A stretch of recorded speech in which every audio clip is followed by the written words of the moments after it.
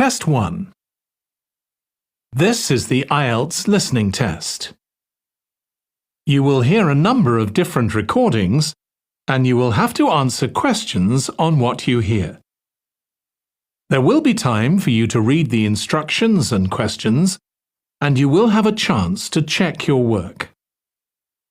All the recordings will be played once only.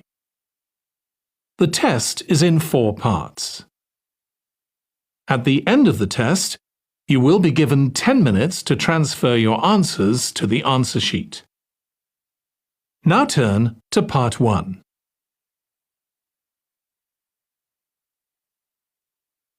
Part 1.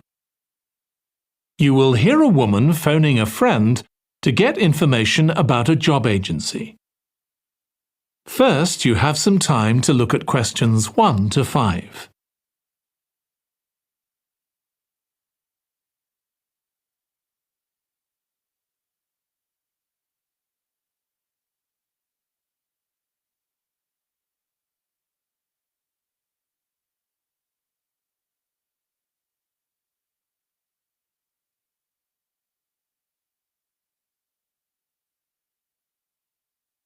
Now listen carefully and answer questions 1 to 5.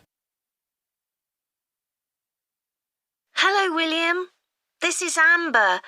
You said to phone if I wanted to get more information about the job agency you mentioned. Is now a good time? Hi, Amber. Yes, fine. So the agency I was talking about is called Bankside.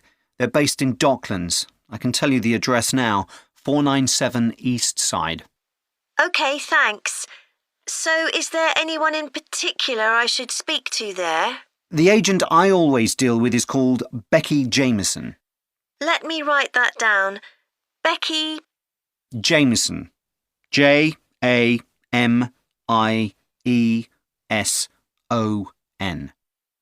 Do you have her direct line? Yes, it's in my contacts somewhere. Right, here we are. 07866 510 333. I wouldn't call her until the afternoon if I were you. She's always really busy in the morning trying to fill last-minute vacancies. She's really helpful and friendly, so I'm sure it would be worth getting in touch with her for an informal chat. It's mainly clerical and admin jobs they deal with, isn't it? That's right. I know you're hoping to find a full-time job in the media eventually, but Becky mostly recruits temporary staff for the finance sector, which will look good on your CV and generally pays better too. Yeah, I'm just a bit worried because I don't have much office experience. I wouldn't worry. They'll probably start you as a receptionist or something like that. So what's important for that kind of job isn't so much having business skills or knowing lots of different computer systems. It's communication that really matters, so you'd be fine there. And you'll pick up office skills really quickly on the job. It's not that complicated. OK, good. So how long do people generally need temporary staff for? It would be great if I could get something lasting at least a month. That shouldn't be too difficult. But you're more likely to be offered something for a week at first, which might get extended. It's unusual to be sent somewhere for just a day or two. Right. I've heard the pay isn't too bad. Better than working in a shop or a restaurant. Oh yes, definitely. The hourly rate is about £10, $11 if you're lucky. That's pretty good. I was only expecting to get £8 or £9 an hour. Before you hear the rest of the conversation, you have some time to look at questions 6 to 10.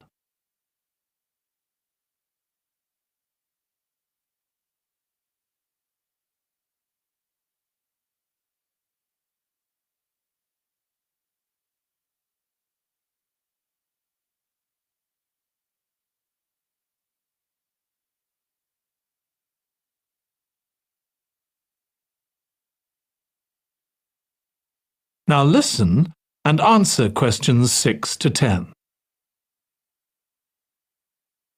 Do you want me to tell you anything about the registration process? Yes, please. I know you have to have an interview. The interview usually takes about an hour, and you should arrange that about a week in advance. I suppose I should dress smartly if it's for office work. I can probably borrow a suit from Mum. Good idea. It's better to look too smart than too casual. Will I need to bring copies of my exam certificates or anything like that? No, they don't need to see those, I don't think. What about my passport? Oh yes, they will ask to see that. OK. I wouldn't get stressed about the interview, though. It's just a chance for them to build a relationship with you, so they can try and match you to a job which you'll like. So there are questions about personality that they always ask candidates, fairly basic ones, and they probably won't ask anything too difficult, like what your plans are for the future. Hope not. Anyway, there are lots of benefits to using an agency. For example, the interview will be useful because they'll give you feedback on your performance so you can improve next time. And they'll have access to jobs which aren't advertised. Exactly. Most temporary jobs aren't advertised. And I expect finding a temporary job this way takes a lot less time. It's much easier than ringing up individual companies. Yes, indeed. Well, I think I've covered everything. That is the end of part 1. You now have 1 minute to check your answers to part 1.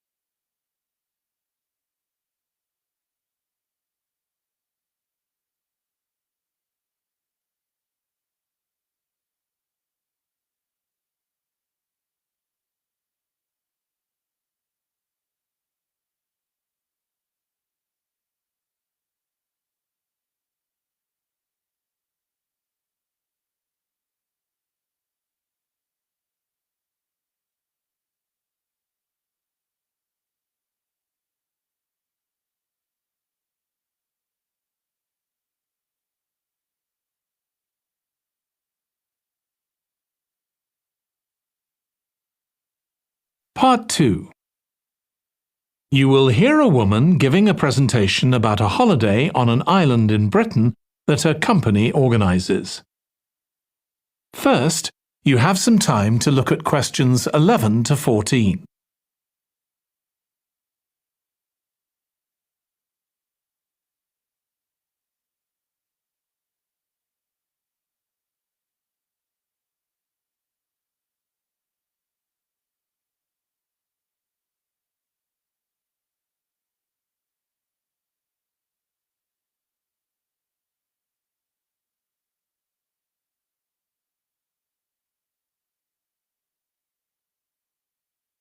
Now listen carefully and answer questions 11 to 14. Good morning. My name's Erica Matthews, and I'm the owner of Matthews Island Holidays, a company set up by my parents. Thank you for coming to this presentation, in which I hope to interest you in what we have to offer. We're a small family-run company, and we believe in the importance of the personal touch. So we don't aim to compete with other companies on the number of customers. What we do is build on our many years' experience, more than almost any other rail holiday company, to ensure we provide perfect holidays in a small number of destinations, which we've got to know extremely well. I'll start with our 6-day Isle of Man holiday. This is a fascinating island in the Irish Sea, with Wales to the south, England to the east, Scotland to the north, and Northern Ireland to the west. Our holiday starts in Heysham, where your tour manager will meet you. Then you'll travel by ferry to the Isle of Man. Some people prefer to fly from Luton instead, and another popular option is to go by train to Liverpool and take a ferry from there.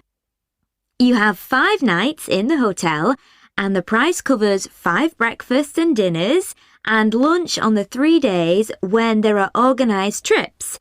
Day 4 is free, and most people have lunch in a cafe or restaurant in Douglas. The price of the holiday includes the ferry to the Isle of Man, all travel on the island, the hotel, and the meals I've mentioned. Incidentally, we try to make booking our holidays as simple and fair as possible, so unlike with many companies, the price is the same whether you book 6 months in advance or at the last minute, and there's no supplement for single rooms in hotels. If you make a booking, then need to change the start date, for example because of illness, you're welcome to change to an alternative date or a different tour for a small administrative fee. Before you hear the rest of the talk, you have some time to look at questions 15 to 20.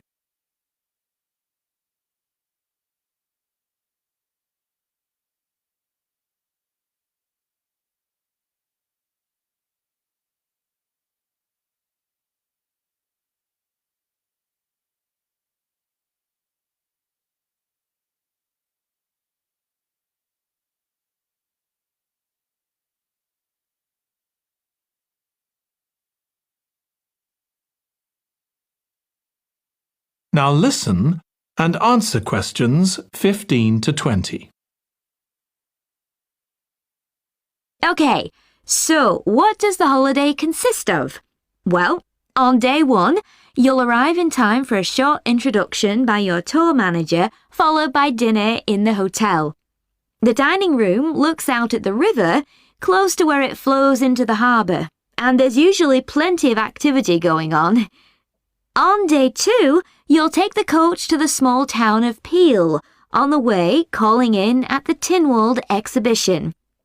The Isle of Man isn't part of the United Kingdom, and it has its own parliament called Tynwald. It's claimed that this is the world's oldest parliament that's still functioning, and that it dates back to 979. However, the earliest surviving reference to it is from 1422, so perhaps it isn't quite as old as it claims. Day 3, we have a trip to the mountain Snaefell. This begins with a leisurely ride along the promenade in Douglas in a horse-drawn tram. Then you board an electric train which takes you to the fishing village of Laxey. From there, it's an 8-kilometre ride in the Snaefell Mountain Railway to the top. Lunch will be in the cafe, giving you spectacular views of the island. Day 4 is free for you to explore, using the pass which we'll give you. So you won't have to pay for travel on local transport or for entrance to the island's heritage sites. Or you might just want to take it easy in Douglas and perhaps do a little light shopping. The last full day, day 5, is for some people the highlight of the holiday, with a ride on the steam railway from Douglas to Port Erin. After some time to explore, a coach will take you to the headland that overlooks the Calf of Man, a small island just off the coast. From there, you continue to Castletown, which used to be the capital of the Isle of Man and its medieval castle. And on day 6, it's back to the ferry, or the airport if you flew to the island, and time to go home. Now, I'd like to tell you a bit more. That is the end of part 2. You now have 30 seconds to check your answers to part 2.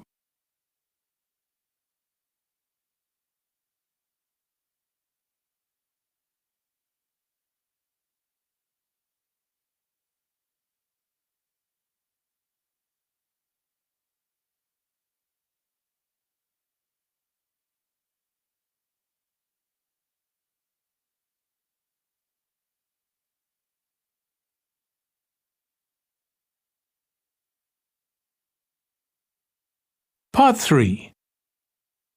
You will hear 2 psychology students discussing the effects of the order in which the children in a family are born. First, you have some time to look at questions 21 to 26.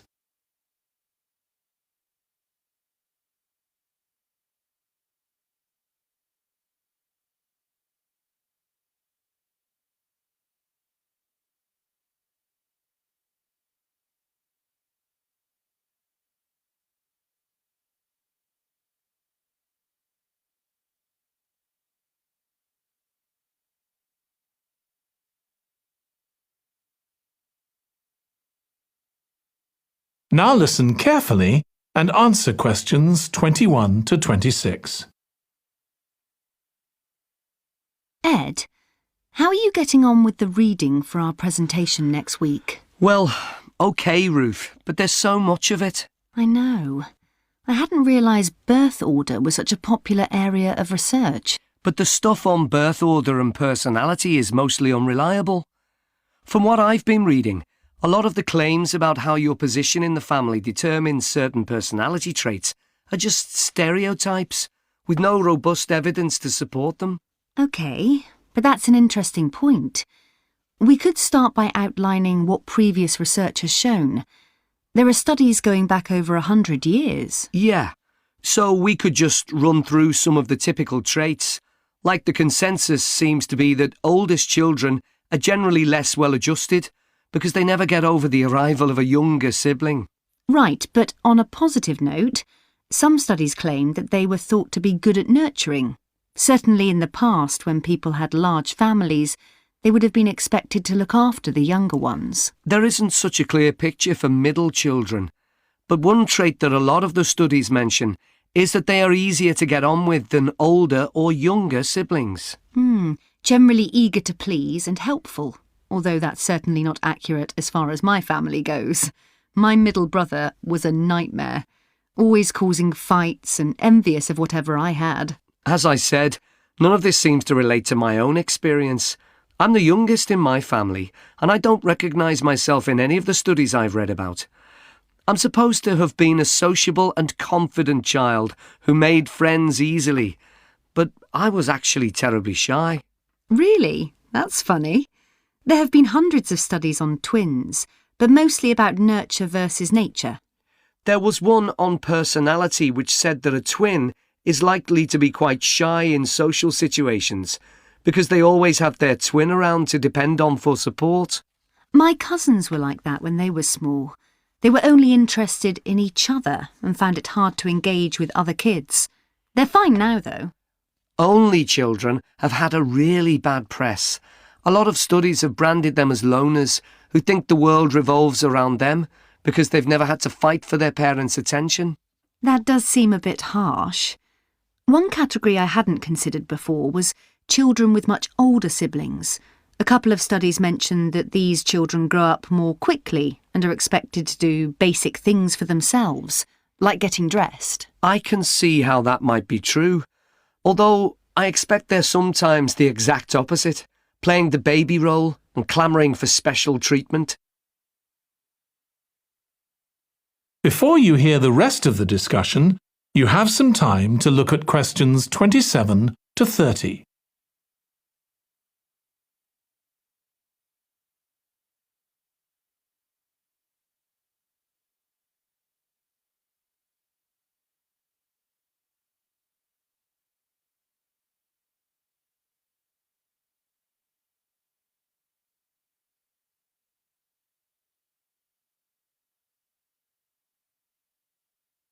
Now listen and answer questions 27 to 30. What was the problem with most of these studies, do you think?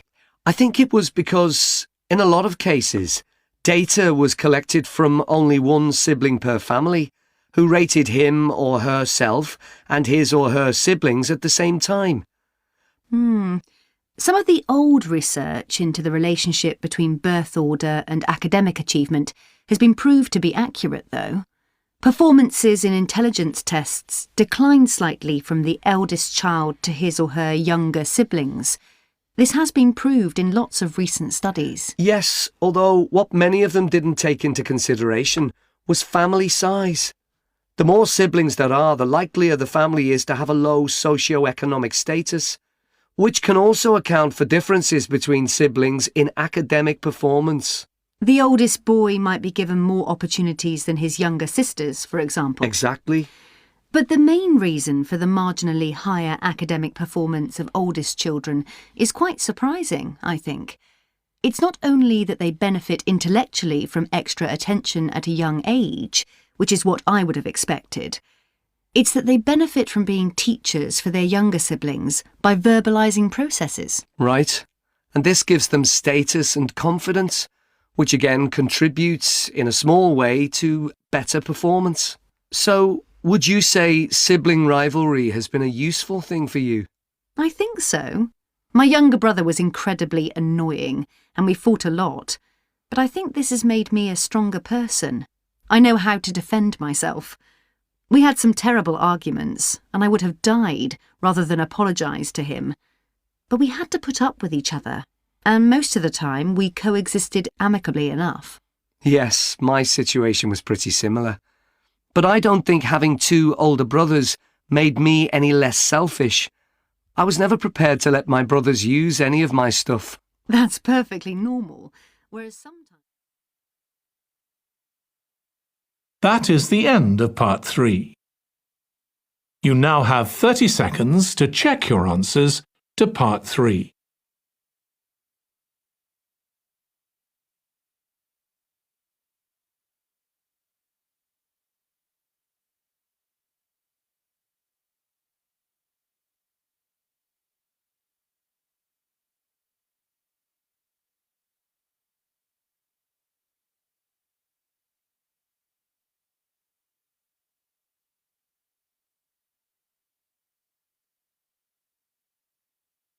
Part 4.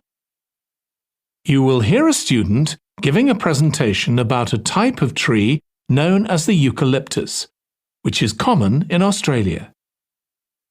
First, you have some time to look at questions 31 to 40.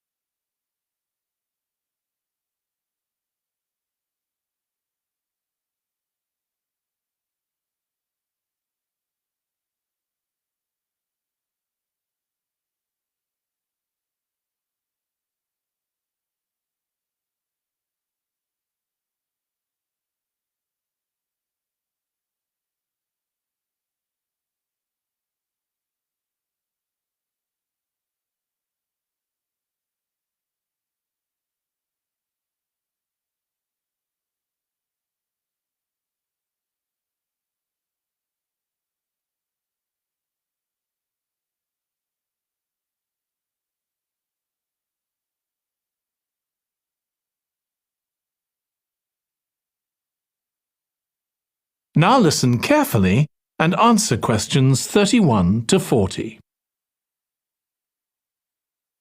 Today, I'm going to talk about the eucalyptus tree. This is a very common tree here in Australia, where it's also sometimes called the gum tree. First, I'm going to talk about why it's important. Then I'm going to describe some problems it faces at present. Right, well, the eucalyptus tree is an important tree for lots of reasons. For example, it gives shelter to creatures like birds and bats, and these and other species also depend on it for food, particularly the nectar from its flowers. So it supports biodiversity. It's useful to us humans too, because we can kill germs with a disinfectant made from oil extracted from eucalyptus leaves. The eucalyptus grows all over Australia, and the trees can live for up to 400 years. So it's alarming that all across the country, numbers of eucalyptus are falling because the trees are dying off prematurely. So, what are the reasons for this? One possible reason is disease. As far back as the 1970s, the trees started getting a disease called Mundula yellows. The tree's leaves would gradually turn yellow, then the tree would die. It wasn't until 2004 that they found the cause of the problem was lime, or calcium hydroxide, to give it its proper chemical name, which was being used in the construction of roads.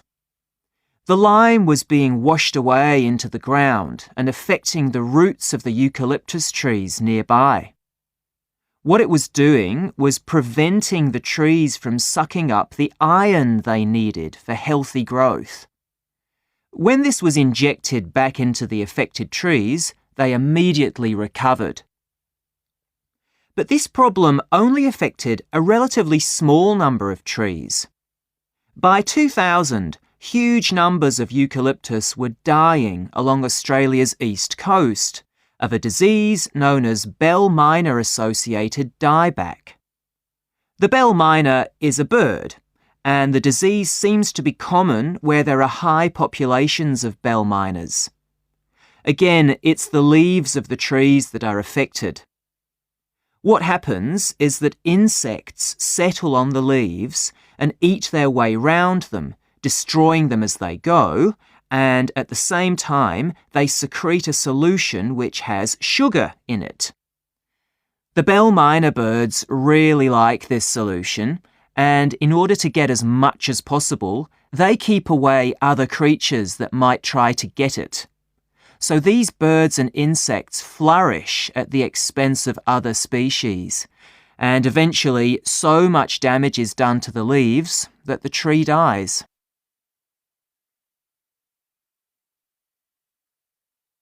But experts say that trees can start looking sick before any sign of bell miner-associated dieback. So it looks as if the problem might have another explanation. One possibility is that it's to do with the huge bushfires that we have in Australia. A theory proposed over 40 years ago by ecologist William Jackson is that the frequency of bushfires in a particular region affects the type of vegetation that grows there. If there are very frequent bushfires in a region, this encourages grass to grow afterwards, while if the bushfires are rather less frequent, this results in the growth of eucalyptus forests. So, why is this? Why do fairly frequent bushfires actually support the growth of eucalyptus? Well, one reason is that the fire stops the growth of other species which would consume water needed by eucalyptus trees. And there's another reason. If these other quick-growing species of bushes and plants are allowed to proliferate, they harm the eucalyptus in another way by affecting the composition of the soil and removing nutrients from it. So some bushfires are actually essential for the eucalyptus to survive as long as they are not too frequent. In fact, there's evidence that Australia's Indigenous people practiced regular burning of bushland for thousands of years before the arrival of the Europeans. But since Europeans arrived on the continent, the number of bushfires has been strictly controlled. Now, scientists believe that this reduced frequency of bushfires to low levels has led to what's known as dry rainforest, which seems an odd name as usually we associate tropical rainforest with wet conditions.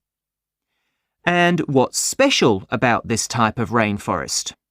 Well, unlike tropical rainforest, which is a rich ecosystem, this type of ecosystem is usually a simple one. It has very thick, dense vegetation, but not much variety of species. The vegetation provides lots of shade, so one species that does find it ideal is the bell miner bird, which builds its nests in the undergrowth there. But again, that's not helpful for the eucalyptus tree.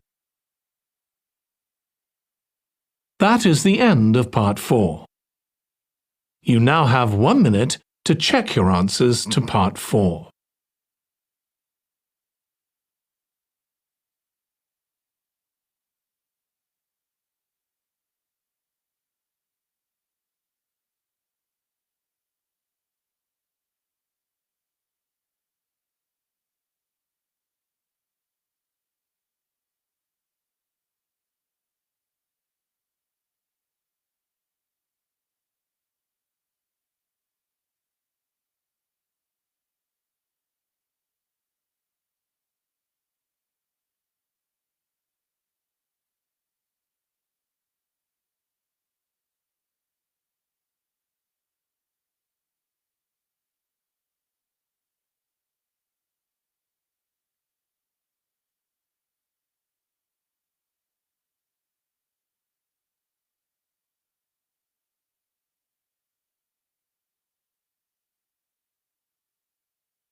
That is the end of the listening test.